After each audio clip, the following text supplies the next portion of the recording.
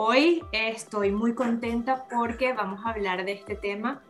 Hoy vamos a estar desmintiendo todos esos mitos que nos ponen las limitantes al querer invertir en una propiedad de inversión en Estados Unidos.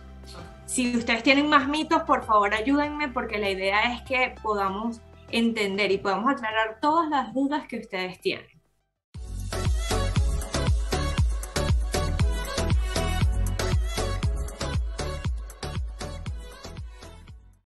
Hoy vamos a estar presentando a una persona, nos va a estar acompañando una persona que nos va a traer muchísima información de alto interés, de alto valor.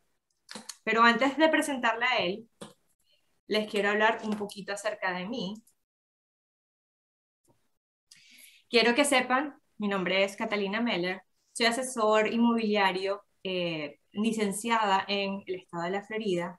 Además, estoy especializada en ayudar inversionistas internacionales, específicamente latinoamericanos. Bueno, esas son mis raíces y pues me encanta ayudar a mi gente. Soy perteneciente al NAR, que es la Asociación Nacional de Realtors acá en Estados Unidos, y al ORA, que es específicamente en la ciudad de Orlando. Sin embargo, puedo pues ayudarles en propiedades en las ciudades de Miami, Orlando y Tampa. Además, tenemos clientes y tenemos equipo en las ciudades de Miami, en Colombia, en Tampa, y también tenemos equipo acá en Orlando. Además, tenemos un equipo multidisciplinario que les va a estar ayudando en todas las áreas que ustedes requieren para precisamente pues tomar acción en una inversión. Estamos hablando a nivel legal, a nivel tributario y obviamente a nivel financiero. Soy miembro además del equipo hispano más grande de agentes inmobiliarios acá en Estados Unidos. Se trata de C5 y nosotros estamos funcionando bajo el corretaje de eXp Realty. Ahora pues tengo el placer de presentarles a Mitchell Luna. Él es corredor de préstamos hipotecarios, licenciado en toda la Florida, y eso es bien importante que ustedes sepan. Él está en este momento en la ciudad de Miami, pero él nos puede ayudar en cualquier parte de la Florida. Además, maneja un portafolio de más de 15 entidades, es decir, él no solo va a tener una sola opción de soluciones financieras y de préstamos para ustedes, sino que él va a tener muchas opciones para poder ofrecerles tanto a clientes locales como a clientes internacionales. Y eso es bien importante porque cada caso es un mundo, y eso lo conversábamos días atrás, y bueno, es importante que sepan eso.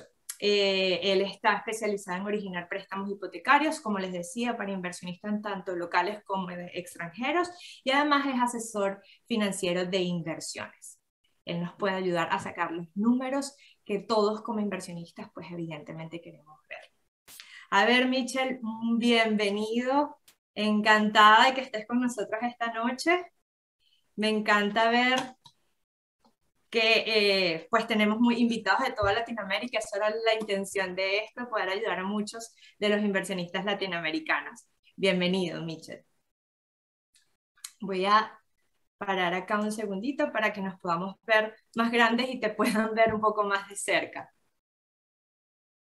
Mitchell, mira, les contaba a todos ellos que hoy vamos a estar desmintiendo los mitos al comprar una propiedad de inversión en Estados Unidos.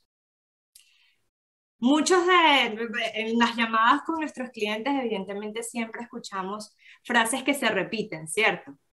Hoy precisamente queremos de alguna manera cambiar o responder a todas esas frases y desmentir esas frases para que todos entiendan que efectivamente hay vías, sobre todo acá en Estados Unidos, para poder invertir, y que no es una cosa del otro mundo, simplemente hay que buscar a los expertos para que les puedan ayudar en ese sentido, ¿cierto, Mitchell? Así mismo es. Bienvenido. Gracias. Bueno, vamos entonces a comenzar con el mito número 1. A ver, ¿qué piensan ustedes? ¿Cuál es el mito número 1? Acá lo tenemos. ¿Se requiere mucho capital para comprar una propiedad en Estados Unidos, Mitchell?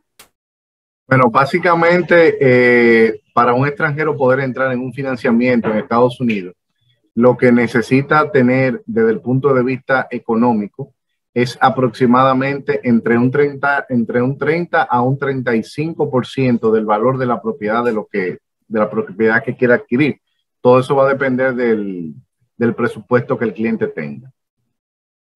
Además de ese 30-35%, tendríamos otras opciones, Michelle, porque yo he conversado con clientes que además de obviamente querer proteger el patrimonio y resguardar el patrimonio de su familia, ellos pues a lo mejor no llegan para poder comprar una propiedad, pero siempre hay opciones. El otro día estuvimos conversando acerca de los pools financieros. Cuéntanos un poco al respecto.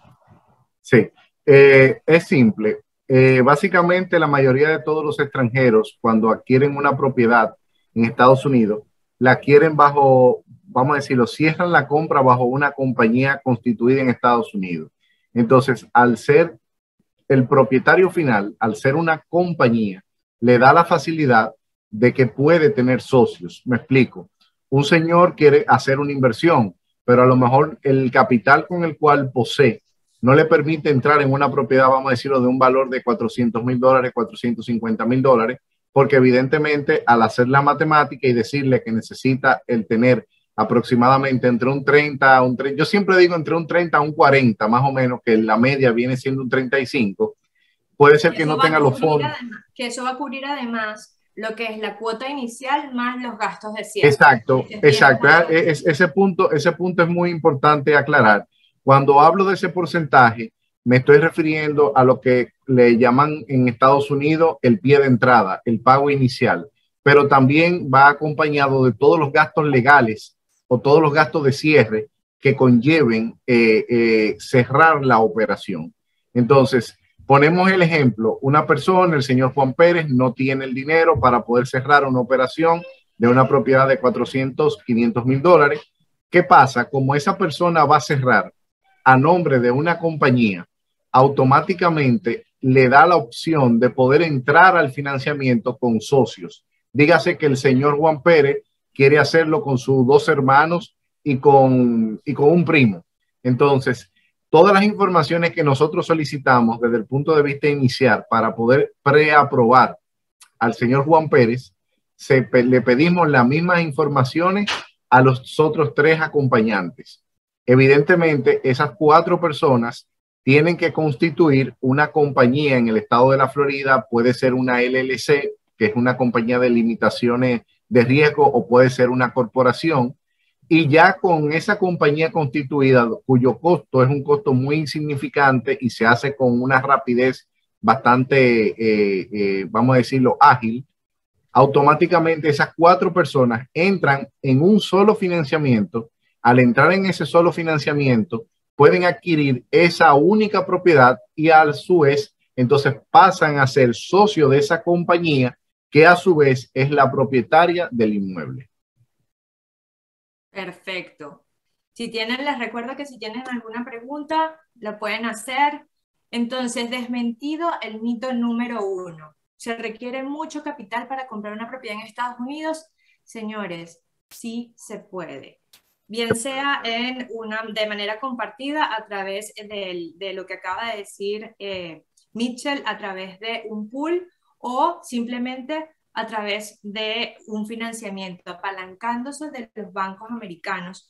Y eso es súper interesante porque conversábamos en estos días también y precisamente las personas locales a veces tienen más inconvenientes para conseguir crédito, financiamiento hipotecario que los mismos extranjeros. Entonces, ¿por qué como latinoamericanos, como extranjeros, no aprovecharnos de este apalancamiento en Estados Unidos? Algo breve que no estaría de más poder aportar a lo del mito número 1 para que las personas que nos están siguiendo puedan tener una idea. ¿Por qué el extranjero tiene esa flexibilidad y esa facilidad? Por algo muy sencillo y muy importante. La economía de los Estados Unidos, como todos la conocen, es una economía netamente capitalista.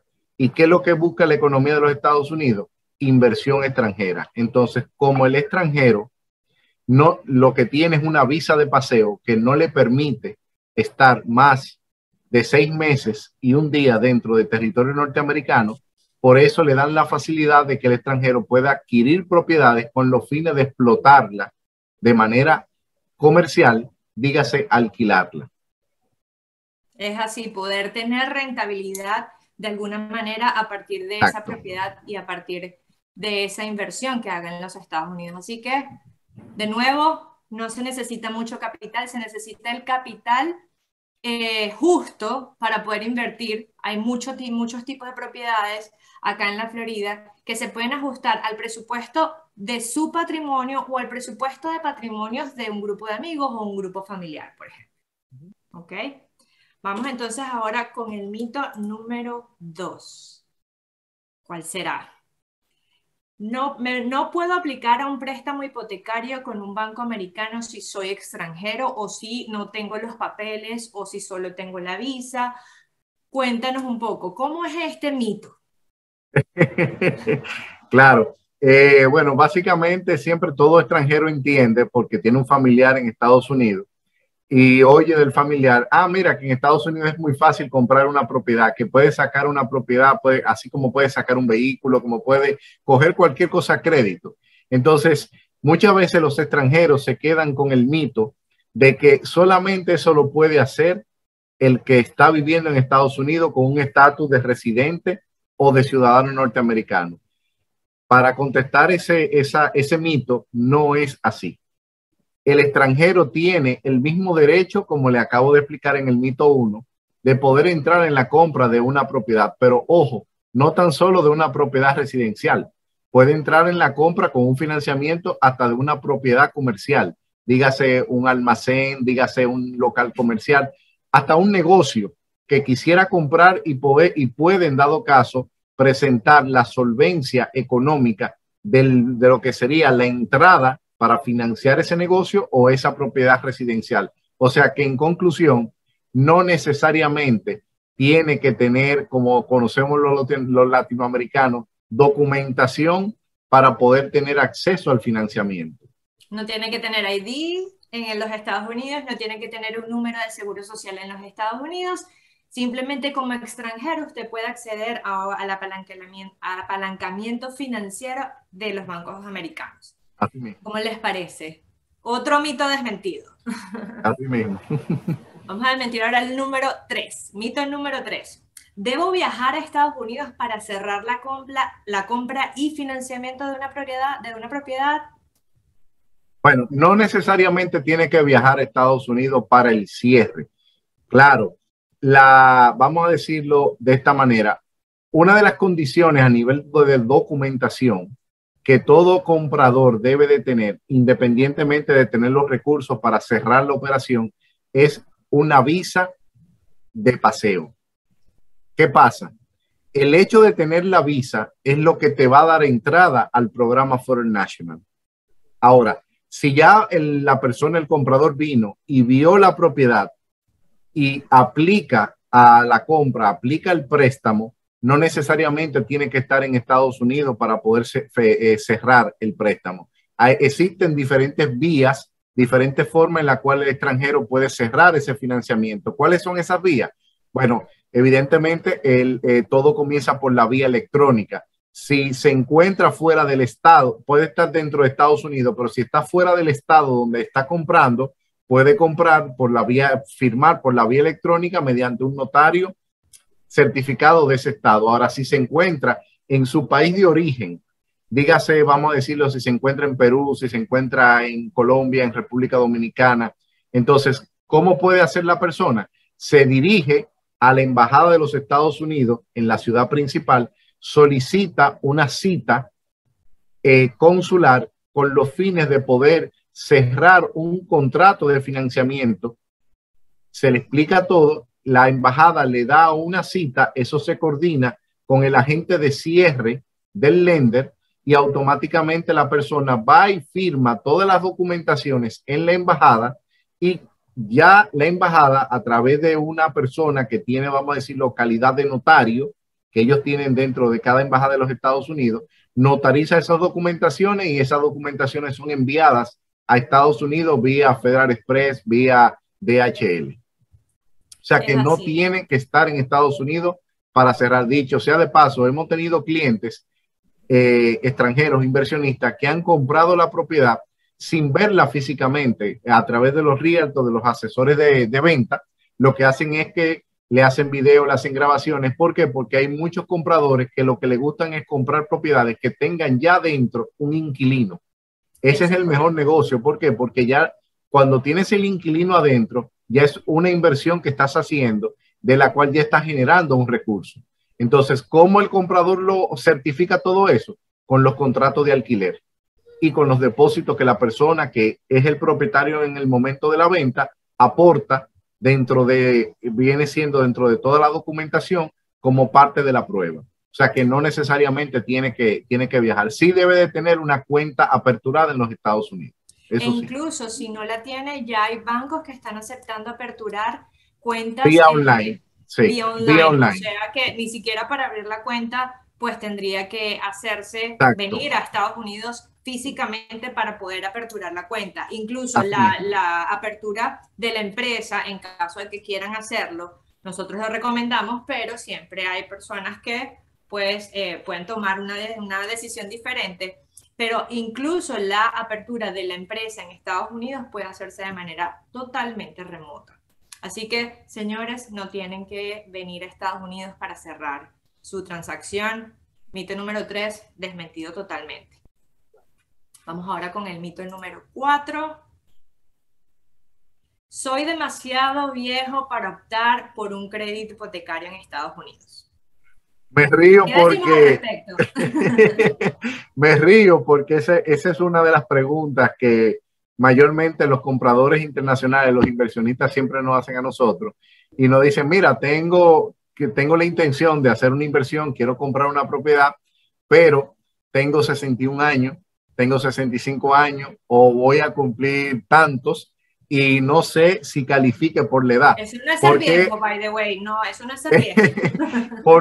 ¿Por qué hacen esa pregunta? Muchas veces hacen esa pregunta el comprador internacional porque en muchos países latinoamericanos la banca privada o el sistema financiero le tiene vamos a decirlo, un límite a la edad para que la persona pueda endeudarse. En Estados Unidos no existe esa traba. Evidentemente, toda la ley financiera establece que toda persona que vaya a suscribir un contrato debe de tener 18 años en adelante y estar en plena facultad mental en la cual permita a esa persona entrar en un contrato y que, dicho sea de paso, esa facultad mental le dé la capacidad de poder asumir el compromiso que está asumiendo. En conclusión, aunque suene de una manera en la cual ustedes no lo puedan creer, una persona con todas sus facultades mentales y legales activas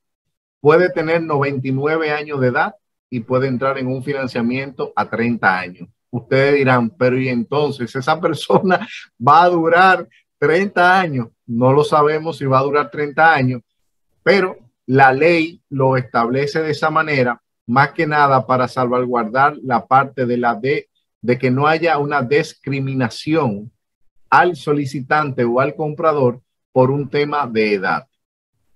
Es así, aquí no se discrimina por edad en absoluto, así que independientemente de la edad, siempre y cuando sea mayor de 18 años, usted puede obtener un crédito hipotecario o un préstamo hipotecario acá en los Estados Unidos. Mito número 4, desmentido. Por acá nos preguntan si para hacer los pool de personas para hacer inversiones tienen que ser personas conocidas. Eso sería lo ideal, correcto, para que no haya ningún inconveniente a futuro, tomando en cuenta que ellos tienen que hacer una empresa para poder hacerlo. Claro, básicamente, como toda constitución de toda compañía, cuando usted va a constituir una compañía, cuando usted está constituyendo un negocio, muchas veces usted hace el negocio o con familiares o con amigos o con relacionados. Evidentemente, algo muy importante, cada una de estas personas que formen parte de la compañía no pueden tener lo que conocemos como, vamos a decir, un cruce a nivel financiero. O sea, cada quien tiene que tener su realidad financiera de cara a lo que va a aportar. Si la compra en sí conlleva a que los accionistas tengan que invertir, vamos a decir, los $100,000, evidentemente cada uno de ellos debe de demostrar por sí solo que tienen los fondos para poder cerrar la operación de manera individual. Que si son familiares, que si son amigos, que si son allegados, no importa.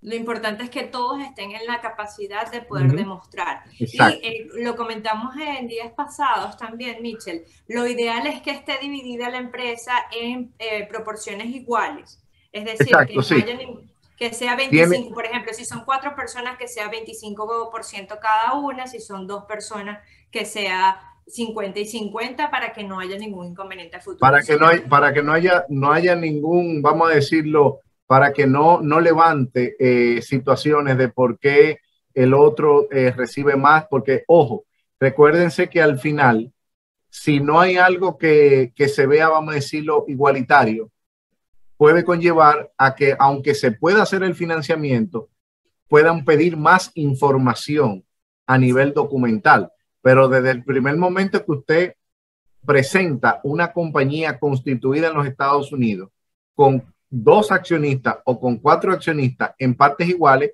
bueno, básicamente el tema es muy fácil. Cada quien tiene que aportar en base a la cuota que le corresponda.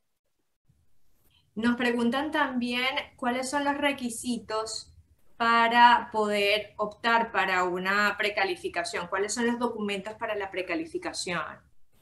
Ok, primero, antes que nada, para corregir. Tomen lápiz y papel. ¿Cuáles son los requisitos para uno de los primero una corrección. La palabra correcta es preaprobación. Preaprobación. Preaprobación. ¿Por qué? Porque una precalificación es simple y sencillamente saber si la persona está apta para entrar en la preaprobación porque tiene X o Y documentos. Ahora, eso no le da una precalificación que evidentemente también genera una comunicación. Es como el paso previo a la preaprobación. Exactamente, pero ¿qué sucede? Nosotros lo que manejamos de manera directa con cada uno de los clientes es la preaprobación. ¿Por qué? Porque ya la preaprobación, esa comunicación, esa certificación es lo que le va a dar al realtor, en este caso al asociado de venta, y al cliente la capacidad de poder entrar en un contrato de compra. ¿Cuáles son esas documentaciones para el caso de los extranjeros? Para ser preaprobado, sencillo, tomen nota.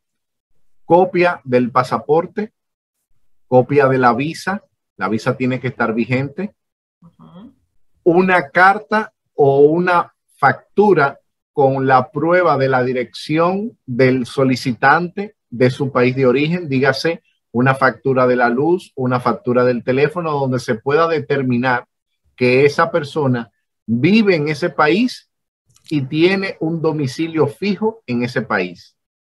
Las informaciones donde ha vivido o ha residido en los últimos 2 años. Si ha residido en una única residencia, pues esa es. Si ha vivido en varias direcciones, las últimas direcciones que completen 2 años. La información laboral solamente de cara a nombre de la empresa, teléfono de la empresa donde ha laborado y cargo que ha ocupado en los últimos 2 años. No tiene que suministrar de manera inicial información sobre beneficios o ganancias de su trabajo.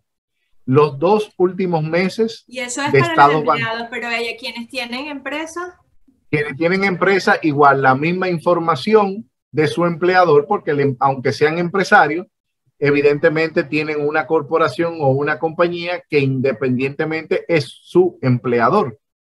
Entonces, en ese caso, la dirección y los datos de su compañía. Perfecto. Los 2 últimos meses de estados bancarios. ¿Por qué los 2 últimos meses de estado bancario? Porque la ley financiera en Estados Unidos establece que para poder verificar el origen de los fondos, aunque los fondos estén en las cuentas de su país de origen, debemos de verificar que tiene un mínimo de 60 días esos fondos. Los fondos, ¿a qué me refiero los fondos? Los fondos para poder cerrar la operación. Ese 30 a 40% del valor de la propiedad de lo que van a adquirir. O sea, con estas informaciones iniciales que le acabo de decir, ya con todas esas informaciones y con la prueba de fondo, nosotros podemos emitir lo que es la carta de preaprobación. Y como le digo, con la carta de preaprobación pueden entonces entrar en un contrato de compra con los fines de entrar después en el financiamiento. A la hora que ya entren al financiamiento, sí, nosotros y el lender pediremos, el banco pedirá un sinnúmero de informaciones adicionales, no tan extensas para que no se me vayan a asustar, pero que sí corroboren o más que nada fortalezcan las informaciones iniciales por la cual fueron preaprobados. Es así.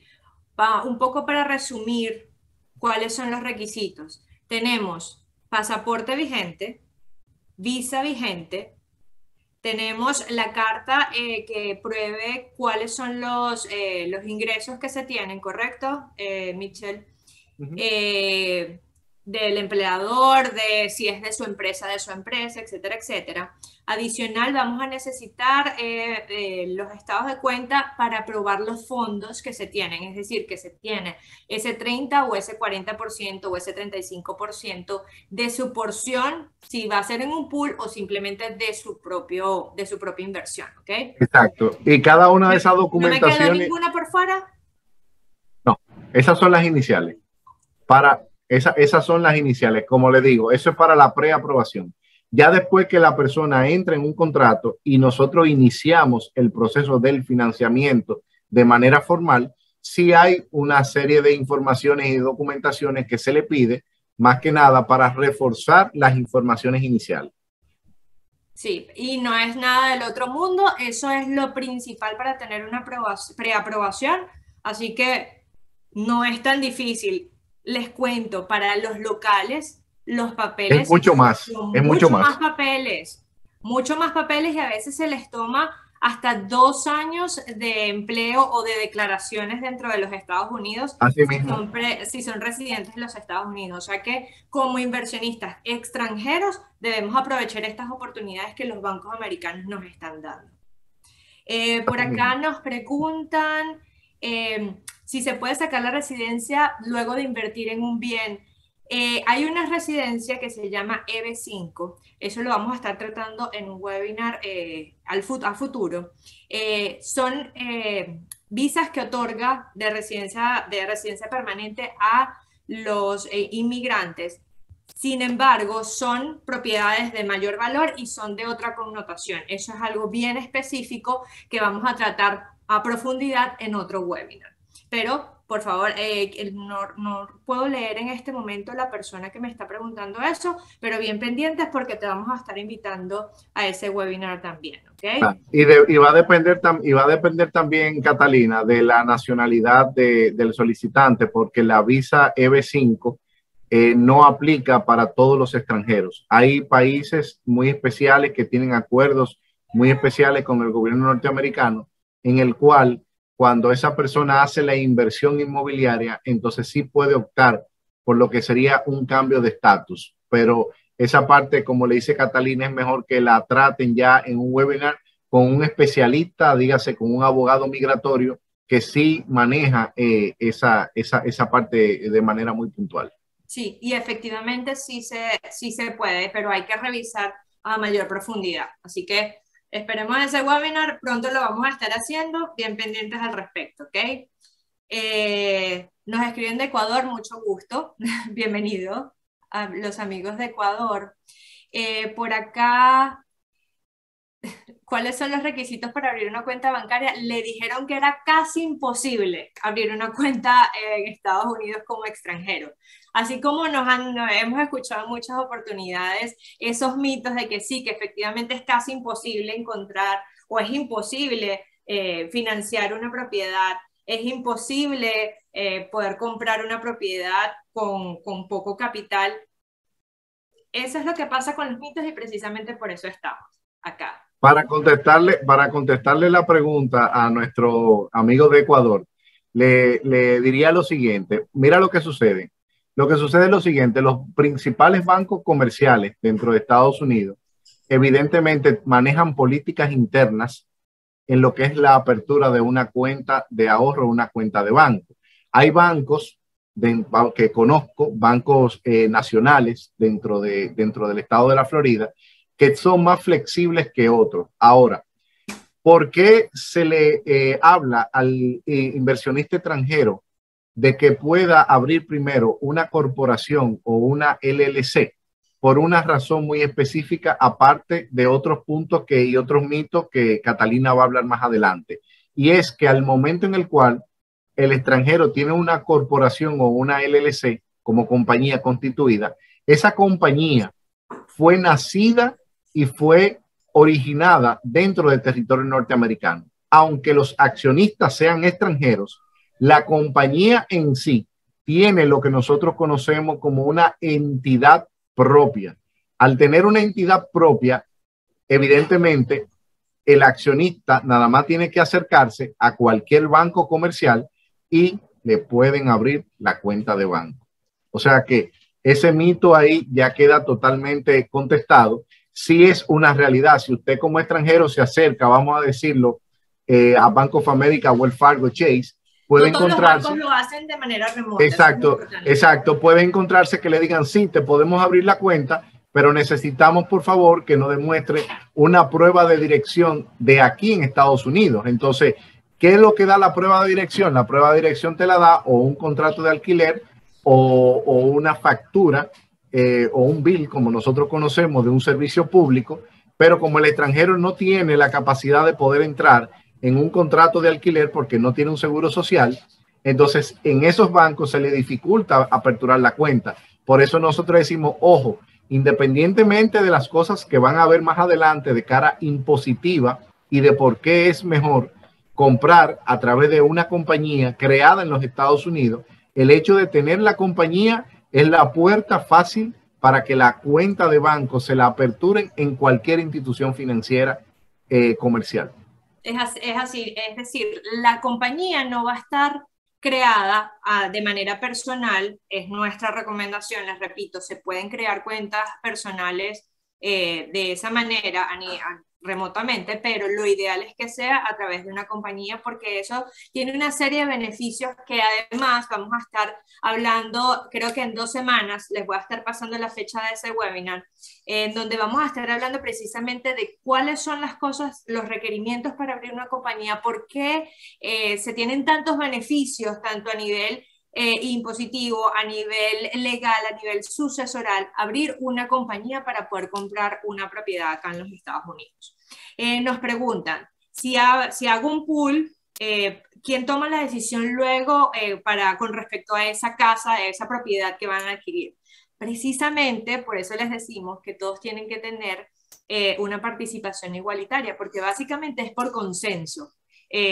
Consenso igualitario. Todos tienen que estar de acuerdo con las decisiones que se tomen de esa propiedad. Claro, pero también, como todo el mundo conoce, cada vez que se constituye una empresa, una compañía, al igual como sucede en Latinoamérica, igualmente sucede aquí en Estados Unidos, al momento de la constitución de la compañía se hace lo que le llaman una asamblea.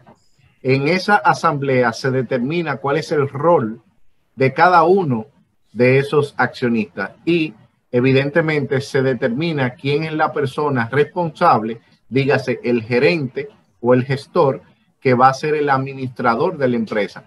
Hay empresas en las cuales si son 4 socios pueden tener 4 gerentes, 4 administradores, pero ya esa parte ahí más que nada se la orientará la persona que lo ayude con lo que es la parte de la constitución de la compañía. Preguntan, ¿la tasa de interés es diferente para el extranjero que para el residente? O sea, para el local. Claro, claro. La tasa de interés para el extranjero siempre va a ser diferente para el residente local por una sola razón. En el sistema financiero lo que hace es lo siguiente. Cuando usted va a comprar una propiedad con un financiamiento y el uso de la propiedad es para los fines residenciales, ¿qué significa? Que usted la va a vivir. El sistema le da más opciones de flexibilidad y de facilidad. Dígase, se puede comprar la propiedad dando menos dinero de entrada y por ende la tasa de interés es un poco más baja. El uso real de una propiedad para un extranjero, aunque sea una propiedad residencial, no es de uso residencial, es de uso comercial. ¿Por qué? Porque la visa que tiene el extranjero no le permite, como dije a nivel inicial, permanecer más de 6 meses y un día por año dentro del territorio norteamericano. Entonces, por ende, aunque usted venga y se pase 6 meses y se vaya al otro día a su país de origen y dijo, bueno, me pasé 6 meses en Estados Unidos, usé mi propiedad como uso residencial. Sí, pero ¿qué va a pasar con el resto de los otros 6 meses? Al menos que usted la tenga cerrada y usted pague la hipoteca porque su capacidad financiera se lo permita, y esa es otra cosa.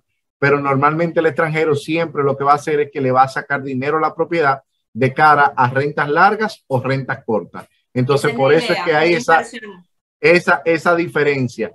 E igualmente pasa también con el ciudadano norteamericano y con el residente local. Si el residente local va a comprar una propiedad no para uso residencial, sino de inversión, la tasa de interés es totalmente distinta a la tasa de interés de la compra de una propiedad residencial.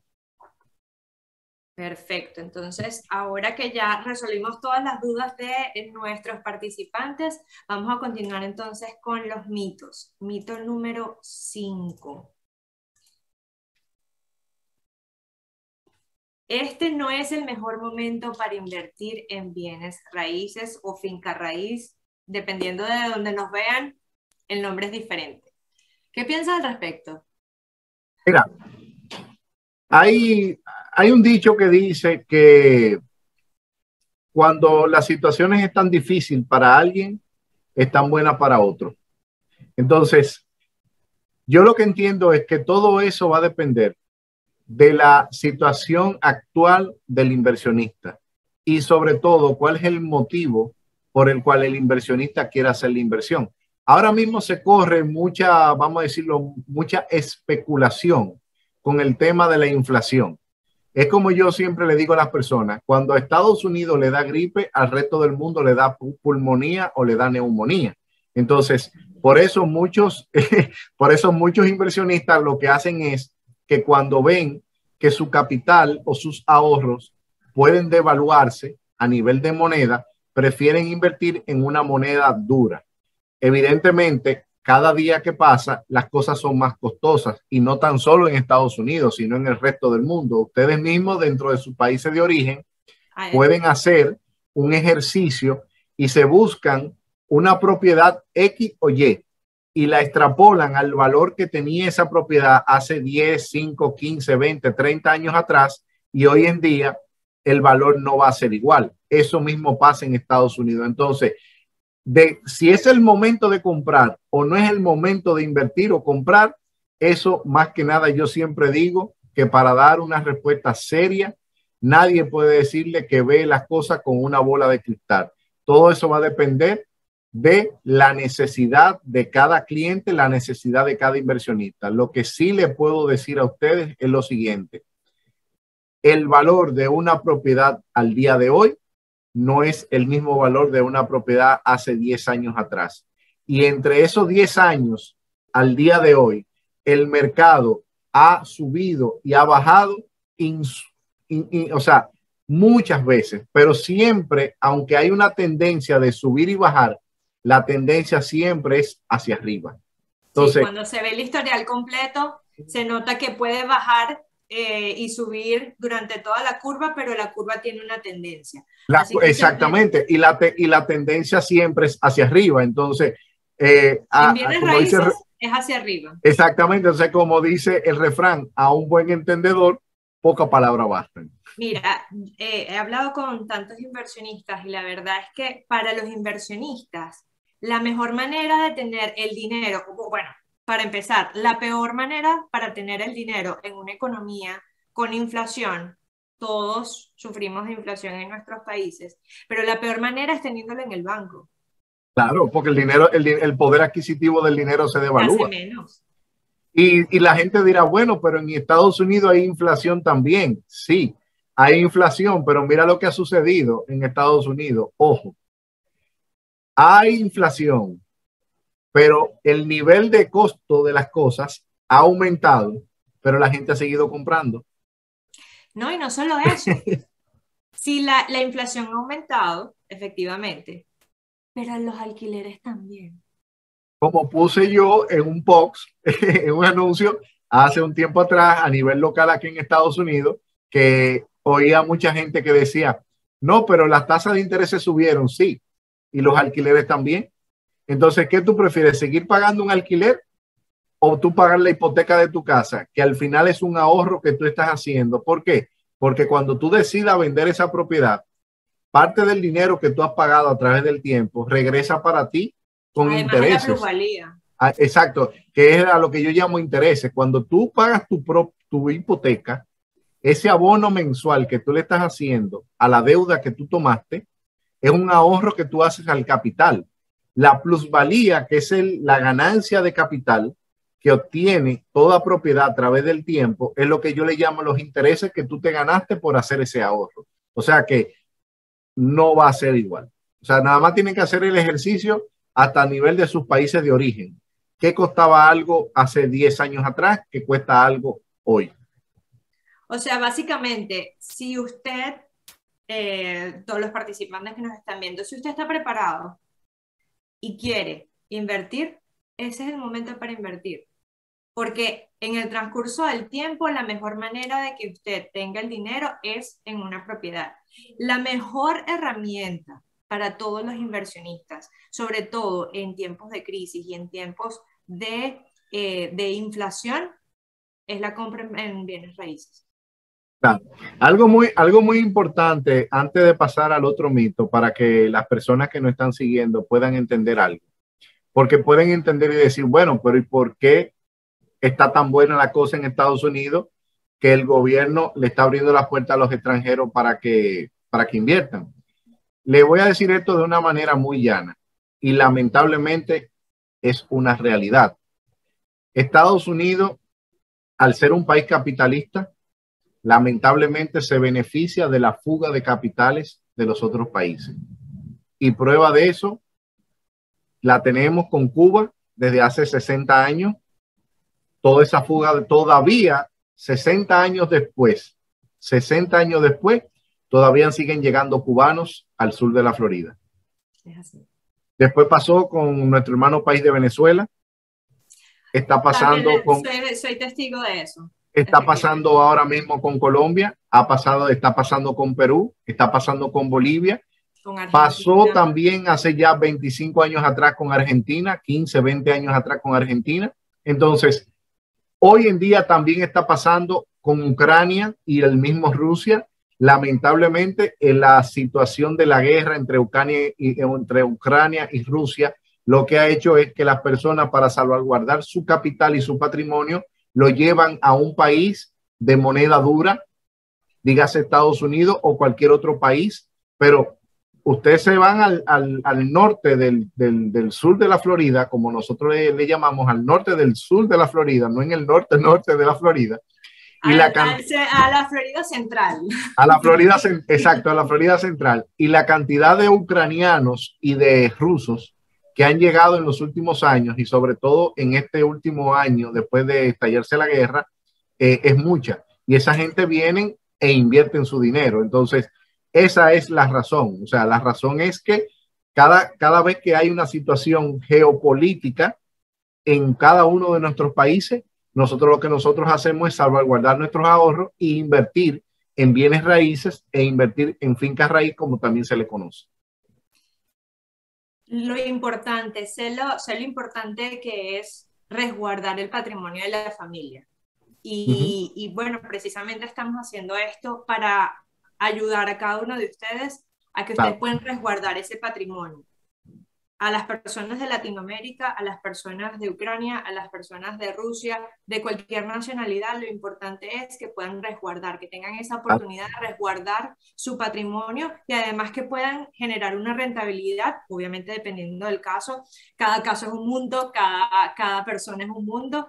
Y eso es, lo importante es que podamos entrar en contacto y podamos entonces hacer una evaluación de ese caso en específico para poder entonces buscarles las mejores vías, las mejores soluciones a lo que ustedes se quieran hacer. Vamos rápidamente con el reto, con el mito número 6. Trabajar con un asesor inmobiliario me hará gastar mucho dinero. Es algo bien interesante que muchas personas, sobre todo en Latinoamérica, creen. Las personas quienes terminan pagando la comisión de nosotros como agentes inmobiliarios son los vendedores, son quienes venden las propiedades. Llámese desarrollador, que son las constructoras que están haciendo las propiedades nuevas, o llámese el dueño de la propiedad de reventa que está vendiendo su propiedad, está vendiendo su casa, su apartamento de vacacional, su townhouse. Ellos son quienes pagan la comisión. Ustedes solo van a cancelar o van a pagar los costos de cierre. Al momento del cierre del contrato hay ciertos costos que se generan y si quieres nos puedes hablar un poquito al respecto para que las personas entiendan a qué nos referimos con los costos de cierre cuando estamos cerrando el financiamiento de una propiedad. Exacto. Bueno, corroborando con lo que tú acabas de decir, Catalina, realmente el estar representado por un asesor inmobiliario y también después por un asesor, vamos a decirlo, financiero, como en el caso de nosotros, como broker financiero, lo que va a hacer más que nada, lo primero es que no encarece ninguna transacción. ¿Por qué? Porque el sistema financiero en Estados Unidos está sumamente regulado.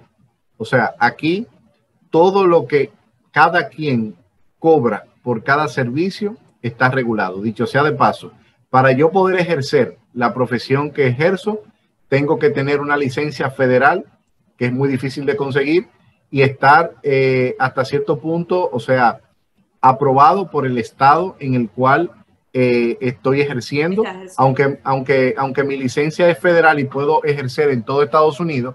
Para yo poder darle el servicio, vamos a decirlo, a un cliente en el estado de Nueva York, yo tengo primero que pedir el permiso en ese estado, aunque tenga una licencia federal. ¿Qué significa eso? Que todo está regulado. En el caso de Catalina, como asesora inmobiliaria, también pasa algo igual o similar. Entonces, ¿qué pasa? Eso lo que hace es que le da la seguridad al comprador, en este caso al inversionista, de que la inversión que está haciendo se está haciendo de una manera en el cual todo y cada uno del proceso está pasando por los filtros legales y correspondientes. Por ende, el proceso no encarece la negociación. Le voy a poner un ejemplo rápido. Que el inversionista mañana diga, no, pero déjame yo, vi una propiedad en internet, déjame yo contactar al señor Luna para que el señor Luna me dé el financiamiento y yo comprar la propiedad, pero yo la voy a hacer de manera directa porque yo no quiero tener un agente inmobiliario en el medio porque yo me quiero ahorrar la comisión que le van a pagar. Falso. Lamentablemente, el que le está vendiendo a usted no puede coger esa comisión que le va a pagar al asesor inmobiliario para poder rebajársela a usted como porque todo eso está, vamos a decirlo, regulado. Ahora, más que eso, ¿qué es lo importante de trabajar con un asesor inmobiliario? Con un realtor, que el realtor va a poder detectar y va a poder ver dentro de la transacción cuáles son las cosas que a usted como comprador le conviene y cuáles no le conviene. Asimismo, como le explico de que todo está regulado en los Estados Unidos, también existen lo que nosotros llamamos en el argot financiero jurídico las zonas grises. ¿Cuáles son las zonas grises? Son las zonas en las cuales no quedan bien claras desde el punto de vista de la interpretación y que el vendedor puede sacarle provecho a título personal en contra del comprador. Entonces, para salvaguardar al comprador, automáticamente quien hace ese trabajo es el agente inmobiliario. O sea que, de hecho, cuando a mí se me acercan clientes, ya sea por un referimiento que me haya llegado o por un cliente de un familiar que yo le hice un financiamiento en el pasado, lo primero que yo le pregunto es, ¿quién te está representando como asesor inmobiliario? ¿Por qué? Porque yo no les recomiendo a nadie que entre en una compra si no está acompañada por un profesional. Créanme que es una garantía que eso no tiene precio y no encarece, no encarece para nada la transacción. En absoluto.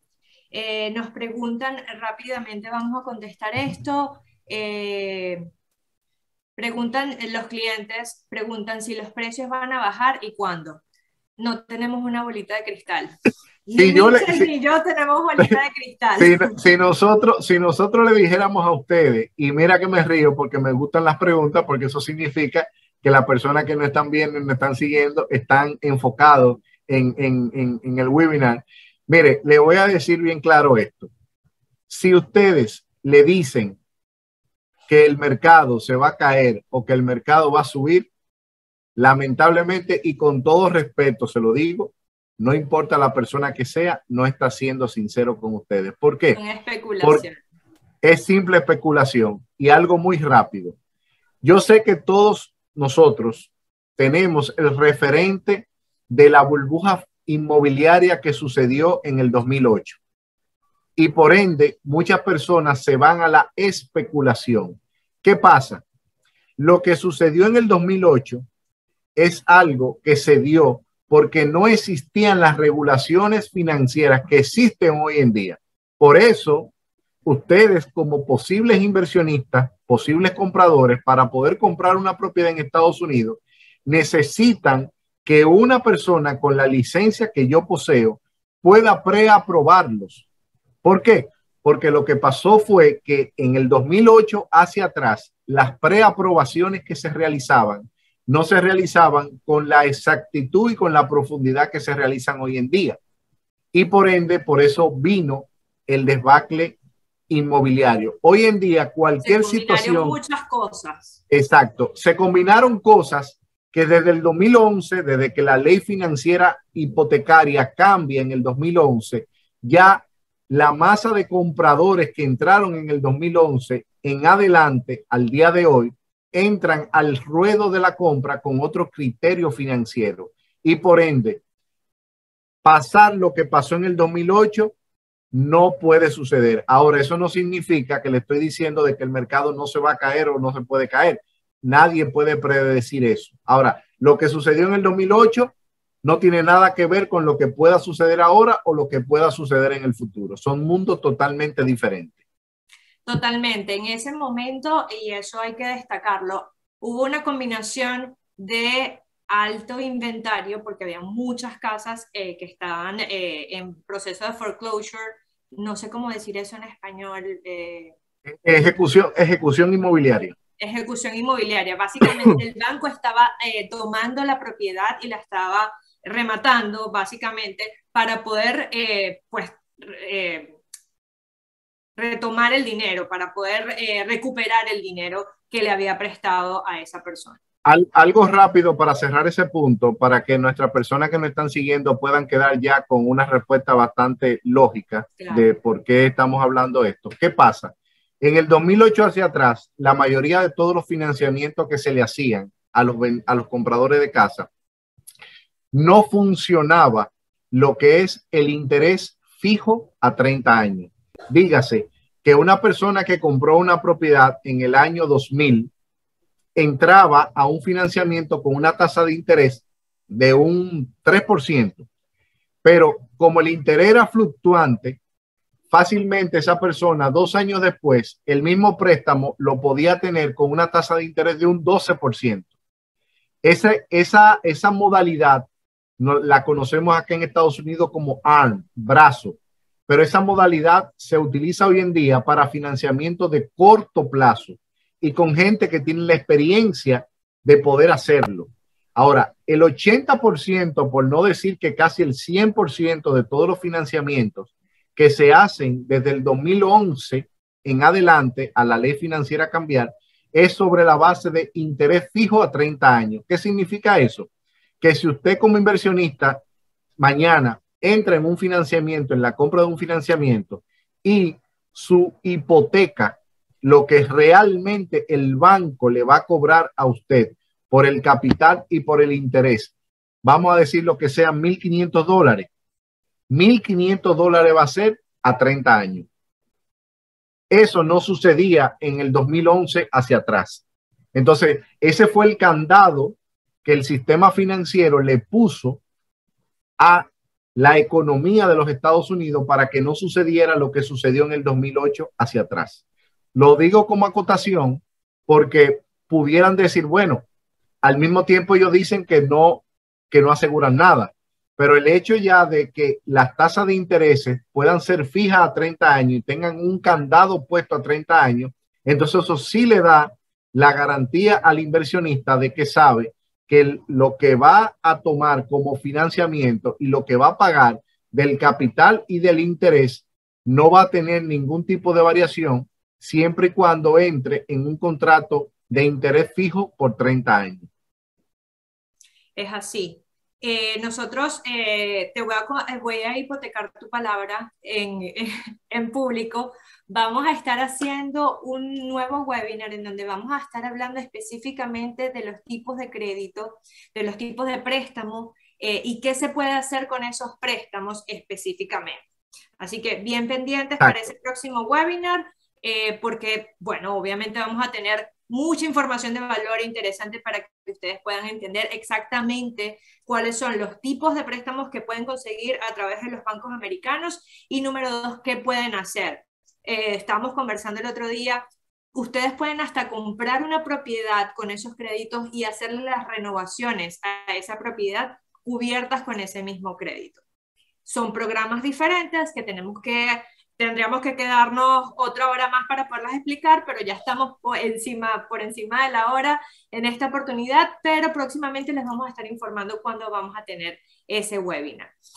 Por acá les voy a dejar el código QR en donde ustedes van a poder encontrar, si ustedes escanean ese código QR, van a poderse conectar directamente con mi WhatsApp y yo les voy a estar respondiendo pues todas sus preguntas. Vamos a poder incluso, las personas de mi team les van a estar publicando el link con mi Calendly, es decir, ustedes van a poder agendar una cita en los próximos días para que podamos conversar, tengamos una conversación corta, aproximadamente de 15 minutos, para poder entender sus necesidades. Quiero destacarles que efectivamente yo manejo propiedades en las áreas de Orlando, de Miami y de Tampa, ¿ok? Al igual que Michelle puede manejar la parte del financiamiento en toda la Florida, igual yo lo puedo hacer porque nosotros estamos licenciados en todo el estado. Ha sido para mí un placer estar contigo, Michelle, compartir este webinar. Gracias, y a ti por invitarme y también a cada uno de los participantes. Más que nada le agradecemos el que se hayan podido conectar y que hayan podido hacer todas esas preguntas. Y gracias por haberse conectado desde cada uno de sus países. Esto es un esfuerzo de tiempo que cada uno hace precisamente para poder tomar decisiones inteligentes con respecto a esto. Esta es una de las decisiones más importantes de vida para resguardar ese patrimonio, para poder producir rentabilidad y para poder pues tener una inversión inteligente. Les dejo también, les comparto este código QR en donde ustedes van a encontrar a través de mis redes sociales y además van a poder obviamente contactarme a través de mi WhatsApp. Ambos, tengo muchas vías para poder conectarme con ustedes, utilícenlas, voy a estar esperando conectarme con ustedes. Gracias por estar con nosotros y hasta una nueva oportunidad. Gracias, Michelle. Gracias. Bye. Nos vemos. Gracias. Saludos. Bye. Saludos. Chao, muchísimas gracias.